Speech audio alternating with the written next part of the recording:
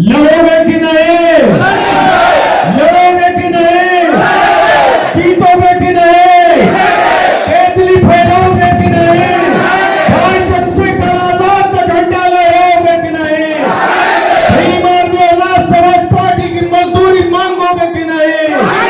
बहुजनों के हर घर पर जाकर शोषण और अत्याचार के खात्मा के लिए पार्टी को बढ़ाओगे कि नहीं? आप क्या आए हैं और अपने घर पर ये लिख दीजिए। क्या लिखिएगा कि हम केतली वाले हैं, अन्य पार्टियों का आना तरफा लड़ाई लड़नी है उनसे भी जो घमंड में अपने भाजपा को लाना चाहते हैं, और उनसे भी जो हमारे से हजारों साल के संघर्ष के बाद हमारे संविधान को छीन लेना चाहते हैं। अगर वो 5,000 दे तो कहना 10,000 दो, लेकिन पैसे ले लेना, तुम्हारे ही पैसे चुरा कर उन्होंने अपने तिजोरियों में बंद रखा है, चुनाव में निकालेंगे, ले लेना।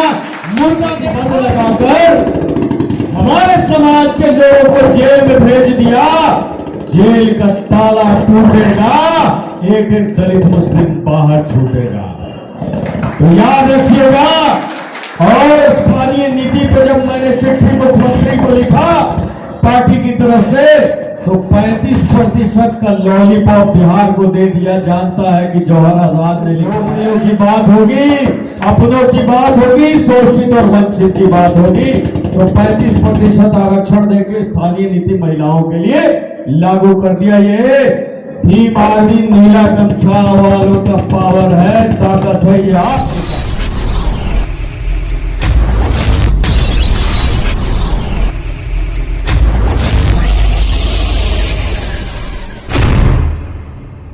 बनेगा, भाई चंद्रशेखर आजाद का व्यक्ति बनेगा, उनका कार्यकर्ता बनेगा, क्योंकि हर दर्द में, हर उत्पीड़न अत्याचार में कौन आता है?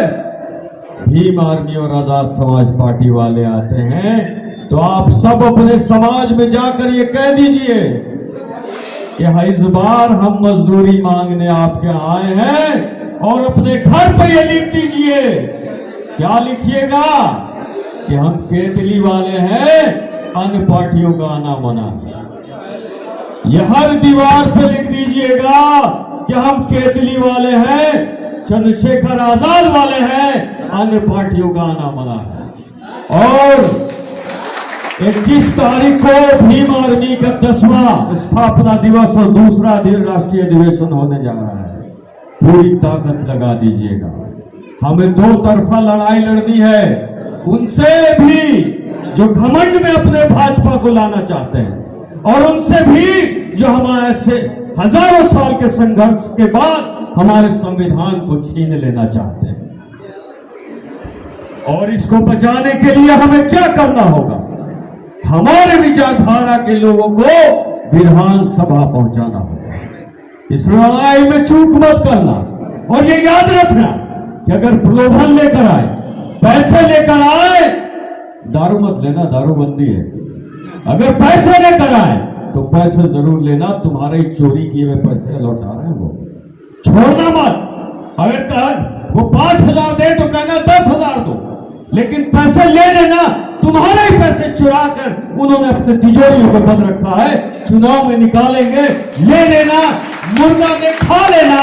लेकिन जब ईवीएम की बात हो तो केतली के सिवा किसी की तरफ मत देखो। आज से मेरे सैनिकों तैयार हो जाओ, घर घर झंडा, केतली का अपना डंडा, अपना झंडा घर घर बक्सर में आज से लगना चाहिए। इस आंदोलन को आज से बक्सर की जमीन से छेड़ देना है। क्या करना है? घर घर अपना डंडा और अपना झंडा लगवाना आज से जिला अध्यक्ष की जिम्मेदारी है, और यहाँ के एक एक सम्मानित कार्यकर्ता की जिम्मेदारी है। मैं वादा करता हूं कि जब हमारी सत्ता, एक बार 2020 में हमने चुनाव लड़ा, क्यों लड़ा? हारने के लिए लड़ा, और बड़ी शान से हारे। दूसरी बारी है, सत्ता की चाबी हम लेकर बैठेंगे। शोषित वंचित समाज जिसके घरों पे पक्ष और विपक्ष युवराज के बेटे नहीं जाते क्योंकि हमारे लोग खेमका नहीं है, जिसके हत्या पे मंत्रियों की गाड़ियों की लाइन लग जाए, हम वो हैं जो एक दूसरे का दर्द बांटने वाले लोग, एक साथ इकट्ठा होकर अपना झंडा डंडा लेकर सड़कों पे घूमने वाले लोग हैं। हम लोग एक परिवार, एक 85 लोग हैं। तो इस बार सत्ता की चाबी लेकर हम जाएंगे और जो भी पार्टी, जो भी संगठन हमारे मुद्दों को तय करे। क्या है मुद्दे? समान शिक्षा, ये प्राइवेटाइजेशन शिक्षा से खत्म करो, दुकानदारी खत्म करो, कारोबार खत्म करो। सरकारी विद्यालय में डीएम, सीएम और पीएम का बच्चा बिहार का पढ़ेगा, वही मेरा मजदूर किसान का बच्चा पढ़ेगा। ये प्रणाली आजाद समाज पार्टी की पसंद है तो गठबंधन है, अगर पसंद नहीं है तो युवराज जितने भी बड़े हो जाए, जनता मालिक है। लोकतंत्र है भाई साहब, लोकतंत्र है। दूसरा, आप लोग की बात ज्यादा जोरी हो तो पहले माइक पे कर लीजिए। दूसरा, समान चिकित्सा, जहां पीएम, डीएम, सीएम का इलाज होगा वही मजदूर और किसान का इलाज होगा। तो अस्पताल जितने प्राइवेट है उस पर ताला लगेगा, क्योंकि गरीबों की एंट्री वहां नहीं है। जहां गरीबों की एंट्री नहीं है उस पर ताला लगेगा, अगर आसपास ही है तो। तीसरा, बिहार में नीतीश कुमार जी और तेजस्वी यादव मिलकर बालू की लूट मचा रखी है। तो बालू के ठेके में आरक्षण दलित समाज का होगा और उस लूट को बंद किया जाएगा। और जितने प्राइवेट ठेकेदारी है उसमें भी दलित समाज और अल्पसंख्यक समाज का ठेका होगा, अगर आसपास सरकार आएगी। रोजगार की बात करते हुए नीतीश कुमार, रोजगार तो एक रात में आएगा। जिस दिन सत्ता की चाबी 85 समाज ने हमने दे दी, अत्याचार करने वालों को भी समझ में आएगा कि अत्याचार रोक दिया जाएगा। और संविधान शासन जब आएगा तो अत्याचारियों को भी यह पता होगा कि हम तुम पे भी जुल्म करने नहीं आए हैं। समानता का अधिकार तुमको भी मिलेगा और संख्या के आधार पर अधिकार तुमको भी मिलेगा, क्योंकि हम कौन है? संविधान को मानने वाले लोग हैं, भाई चंद्रशेखर आजाद के विचारधारा पे चलने वाले लोग हैं। तो सबके साथ इंसाफ होगा और सबका सम्मान होगा। स्थानीय नीति लागू होगी उत्तर प्रदेश के, उड़ीसा और बंगाल के और मध्य प्रदेश के लोगों को। नीतीश सरकार और ये राजद 2 बार उप मुख्यमंत्री रहे, हिसाब तुमको भी देना होगा इस सरकार का। आप लोगों ने दूसरे प्रदेशों के लोगों को शिक्षक बनाया, जिसमें 35-40% लोग नौकरी छोड़कर भाग गए। दोबारा आवेदन दोगे, दोबारा उनको लाओगे, क्योंकि ये कौन लोग हैं? आरएसएस और भाजपा के भेजे हुए लोग थे, जिनको बिहार में अपने एजेंडे को बढ़ाना था और बैकडोर से चुनाव का पैसा भी लाना था। अगर आसपास सरकार आए तो ये ताड़ी पे जो प्रतिबंध लगाकर हमारे समाज के लोगों को जेल में भेज दिया, जेल का ताला टूटेगा, एक एक दलित मुस्लिम बाहर छूटेगा। तो याद रखिएगा। और स्थानीय नीति पे जब मैंने चिट्ठी मुख्यमंत्री को लिखा पार्टी की तरफ से, तो 35% का लॉलीपॉप बिहार को दे दिया। जानता है कि जवाहर आजाद ने लिखा है, तो झोपड़ियों की बात होगी, अपनों की बात होगी, शोषित और वंचित की बात होगी। तो 35% आरक्षण देके स्थानीय नीति महिलाओं के लिए लागू कर दिया। ये भीम आर्मी नीला गमछा वालों का पावर है, ताकत है, ये आपकी ताकत है। तो स्थानीय नीति पुरुषों को भी लाएंगे। क्यों भाई? पुरुष अपने घर में तुम्हें अच्छे नहीं लगते? अच्छे नहीं लगते कि हमारे युवा शाम में अपने घर में माँ बाप और बीवी बच्चों के साथ दिखे? सबको मध्य प्रदेश, महाराष्ट्र, उत्तर प्रदेश और तेलंगाना विदेश भेजोगे, इसलिए स्थानीय नीति पुरुषों के लिए भी लागू की जाएगी। और जो प्रमोशन में आरक्षण बिहार में रुका हुआ है, नीतीश जी और तेजस्वी जी क्यों नहीं उनको प्रमोशन दिया, इसका सवाल खड़ा होगा। और जिस दिन आसपा की सरकार आएगी, आपका मुख्यमंत्री, आपका नेता उसी दिन कार्यालय में बैठ के इन सारे कामों को कर रहा होगा। वरना हमारे भाई भीम आर्मी और आजाद समाज पार्टी का झंडा और डंडा अपनों भी चलाना जो विचारधारा से भटक जाए। तो अब जंग शुरू हो चुकी है। एक तरफ है युवराज की जोड़ी। युवराज समझते हो ना, कौन है युवराज? कौन है युवराज? हाँ,